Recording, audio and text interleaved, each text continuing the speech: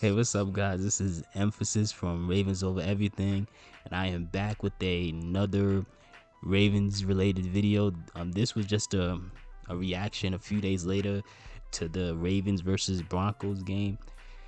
This was a pretty easy win, which excited me because after the first 3 games of the season, it was just really nice to see a game where we weren't like on the edge of our seats, like biting our nails, waiting till the last second to see what happens. Like we just came in there, even though they scored first, even though the Broncos scored first, there never really was a point where it felt like it wasn't in our control.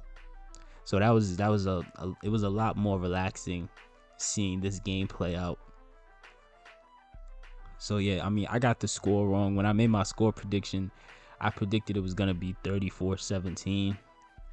The final score was only 23-7, but at the same time, one thing that I did get right was the fact that I knew it wasn't gonna be as close as everybody thought it was gonna be. Like a lot of people really thought, you know, it was gonna be this like back and forth game, and I just, even though the Broncos have a solid defense, I just, for the life of me, I just said no.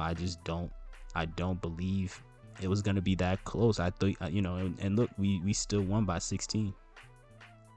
I still wanted to start off with like the positives I took away from this game. The first positive I took away was the fact that, you know, Hollywood Brown had his like redemption game, his redemption moment. That was really exciting to see because, like I said in the other videos, like, yeah, in that Lions game, Hollywood had such a bad game. Like literally, he had the worst game of his career. But at the same time, it's like I felt people were overreacting. You're seeing people saying to cut him, to trade him, to bench him, and I'm just like, look, he had one bad game after having like 10 to 11 plus games where he was being consistent going back to last season. Like you can't get rid of a guy, for having one bad game. That's like the people who during the Chiefs game in the beginning of the game when Lamar threw those 2 picks, people were saying, "Oh, we gotta, put Tyler Huntley in. Oh, we gotta trade Lamar." It's like you want to get rid of the best option because he didn't get off to a good start. Like, but I don't know, man. I mean, that's just kind of how sports are. That's just how sports is. That's just how sports is. Where people just are very reactionary, man. So Hollywood had a solid day. Really, all our receivers had a solid day. The passing game as a whole had a solid day, man. Like, because again, it was clear, it was very clear that the Broncos were determined on stopping the run. Plus, for whatever reason, the Ravens did not play Tyson Williams, which I still don't understand. He is clearly your best runner. Latavius Murray is not that good at this point in his career. Devontae Freeman is not that good at this point in his career. Le'Veon Bell is not that good at this point in their career. Like, none of these guys are like, you're giving these guys way too much opportunities, and a guy like Tyson, you keep taking opportunities away from him that honestly he deserves. He is the most productive running back we have when it comes to just getting yards. Now, some people are saying that the reason that they're not starting him is because he's not a good blocker, and that might be the case. But at the same time, you ain't invite him here to be a blocker. He's not here to be a blocker. It would be great if he could, obviously, but that's not the main purpose of him being here. In theory, the main purpose of him being here should be his running ability and his ability to make certain cuts and make certain split-second decisions to get as many yards as possible, which he's shown that he is the best option right now. But yeah, man. I don't know why they don't want to start Tyson, but I mean, it is what it is, man. maybe they'll start him next game. I'm assuming they will. They should. If they want to break this record for most games with 100 plus yards, it would be a lot easier to start a guy like Tyson. But we'll see. But yeah, man. I'll get back to the rushing attack in a second. But really, the highlight of this game absolutely was our passing game. It's really exciting to see. Lamar threw for over 300 yards. He was 22 for 37. And really, they spread the passes around to everybody. I mean, Marquise Brown had 4 receptions for 91 yards and a touchdown. And James Prochet, who a lot of he's kind of becoming like a fan favorite amongst like Ravens fan, like James Prochet. He had 5 receptions for 74 yards. Mark Andrews had 5 receptions for 67 yards. Sammy Watkins had 4 receptions for 49 yards. Devin Duvernay had 3 receptions for 31 yards. And also Patrick Ricard had a catch for like 4 yards. But like, that was just a very well spread out game, man. It really was. It was just a very well spread out game where everybody got an opportunity. And it was nice to see. It really was nice to see, man. It wasn't as many drops as last week, obviously. I mean, I think there was still a few drops, but just again in comparison, not as many drops as last week. So that's really good to see, man. Especially that that one touchdown, that 49-yard bomb from Lamar to Hollywood, man. Like, dog, like that, man, that thing got me so excited, man. Not just the throw, but to see how determined Hollywood was to go get that ball. Like, that's how you're supposed to play when you're a receiver, man. Whether you're a receiver or a tight end or whatever, that's how you're supposed to play. And one of the biggest complaints from a lot of Ravens fans, even myself at times, is the fact that a lot of times, sometimes these guys just let opportunities slip out of their hands. No pun intended. They just let it slip out of their hands instead of going and taking it,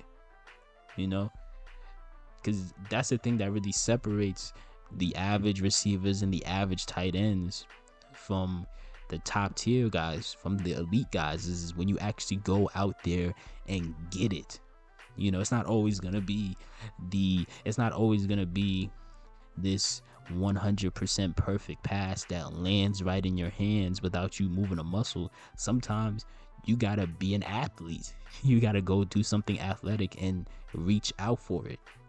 That's why last week I was still holding Mark Andrews accountable for missing that touchdown pass, because it was still within reach, but he just timed it badly, and he didn't want to make that extra effort to reach for it. That extra effort that I believe Darren Waller would have made. The extra effort that I believe George Kittle or Travis Kelce would have made. But I mean, it's neither here nor there. Again, the guys still had everybody from Hollywood to James Prochet, Mark Andrews, everybody still had a great game. So yeah, man, it was exciting to see all of those passes, man. And like I said in a previous video, one thing I wanted to see this year was Lamar get more opportunities to throw. And so far, I don't know if they're doing that because all of our best running backs are injured, or because they just are finally realizing we should let this guy throw. But either way, finally Lamar is getting an opportunity to really, throw the ball. Cause that's what I've been waiting to see, man. Like this is because, like I said in previous videos, you don't need to have Lamar throw, 50, 60 times in a game. That's not necessary. But at the same time, you gotta let him, get 30 to 35 passing attempts. And that's what happened. He got 37. On the season right now, he's averaging about roughly 31 attempts per game right now. So it's pretty much like perfect right now. It's in that sweet spot. Yeah, like I said, Lamar just threw for 316 yards. Could have had more if that one touchdown to that 30-yard touchdown to Mark Andrews wasn't called back because of holding. Could have got more, you know. So it was really exciting to see that. On the rushing side, I mean, it wasn't anything too impressive.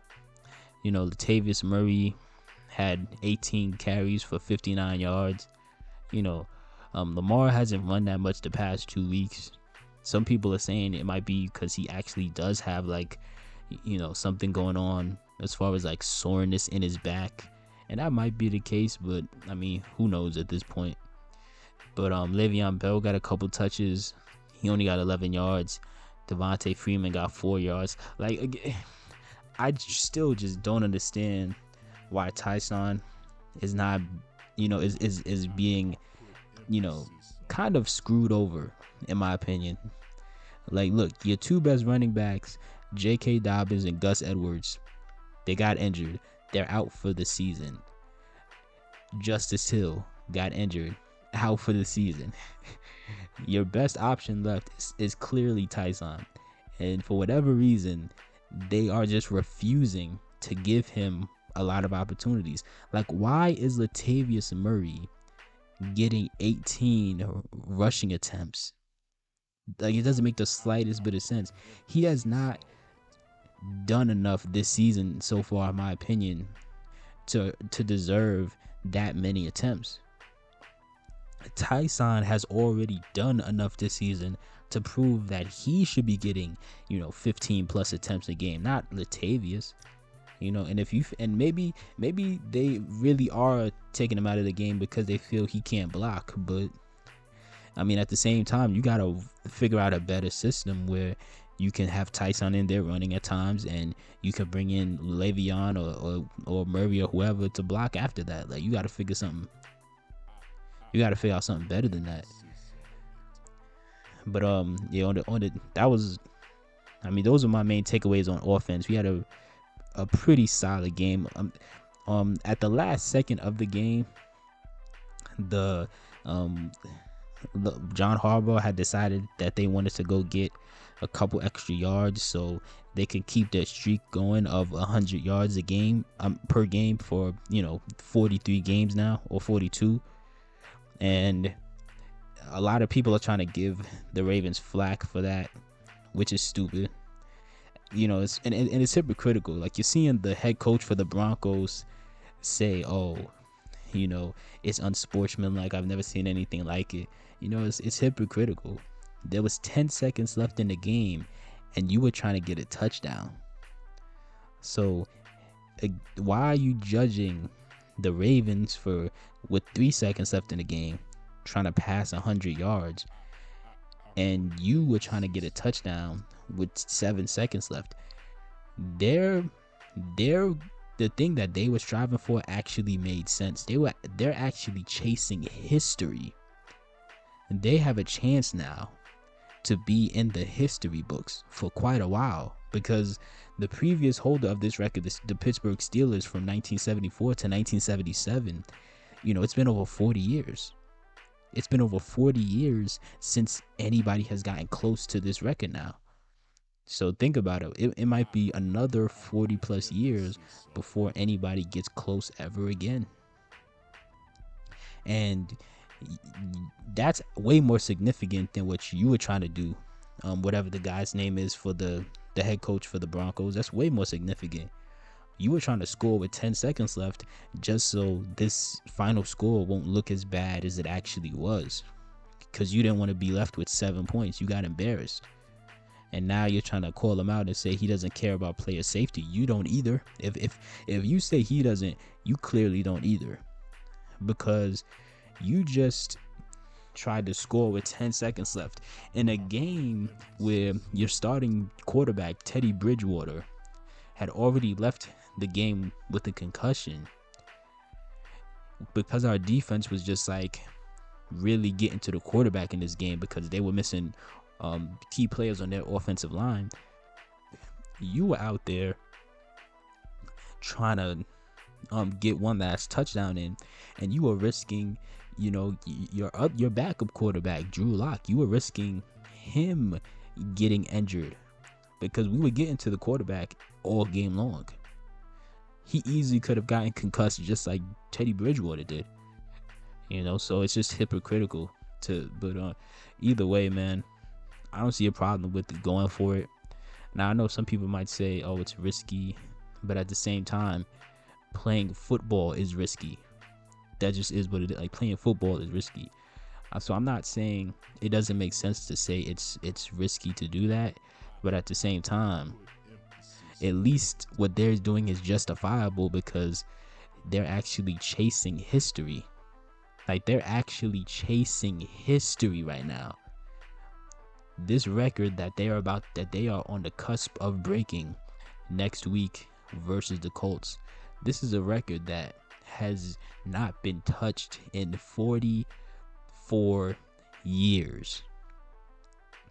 And it might be 40 more years. It might be 40 more years before anybody else gets close to touching this record. So I mean, I see no problem with going for it. It's risky, but no risk it, no. I mean, if you don't risk, what's that phrase? No risk it, no biscuit, or whatever it's called. You know what I mean? Like, sometimes you do have to just go for it, especially when you're chasing history. But it is what it is, man. I know Lamar didn't care about the record. I don't think most players cared about the record, but at the same time, in a sport where it's so easy to be forgotten, if you can have an opportunity, well, I mean, in sports in general, it's easy to be forgotten, but if you have an opportunity to cement yourself in history, you want to go for it as many times as possible. So I can't blame them for going for it, because that's just another record that they got in the Lamar Jackson era that is going to take a long time to ever get rid of or to ever surpass. So it's exciting to see. But yeah, man, that was offensively. Defensively, it was a very good game. It was a very, very good game, man. Our team had 5 sacks today. I mean, on Sunday they had 5 sacks. Who got sacks? Tyus Bowser got 2 sacks. Justin Houston got a sack. Odafe Owe got a sack. And whatchamacallit? What's his name? My bad. Hold on. And Justin Matabike, he also got a sack. So it was really exciting to see us and also the defense held the Broncos to 7 points, which again was really exciting to see our defense really have a bounce back game, because to start this season off, our defense looks pathetic, but to have a game like this, I feel like really can get us going back in the right direction. We're trending in the right direction. Even with all our injuries on defense, I still think on paper this should still be a top 10 defense. I thought it was gonna be a top 5.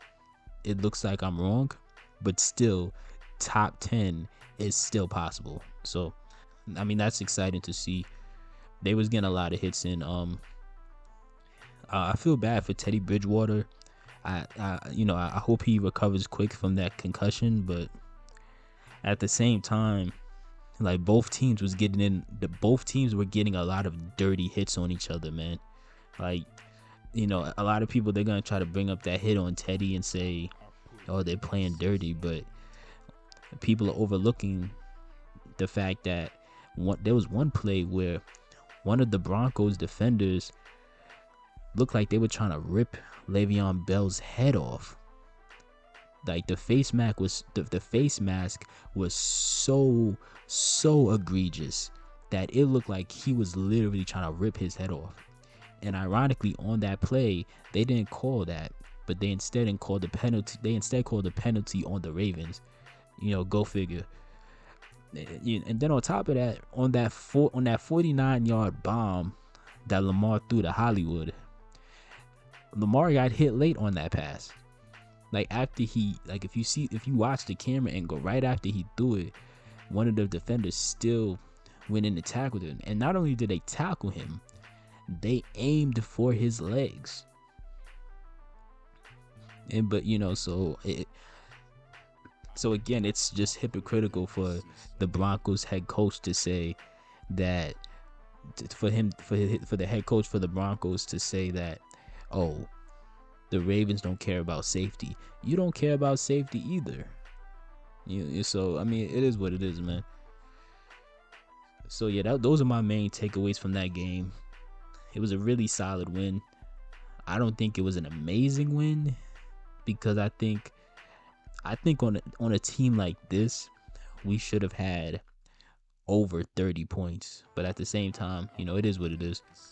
It's still a solid win. I'm really excited going into this Colts game. I'm really excited. So I definitely got to do a video predicting what I think will happen on that too. But let me know what you guys think in the comment section below. Like, what were your thoughts on this game?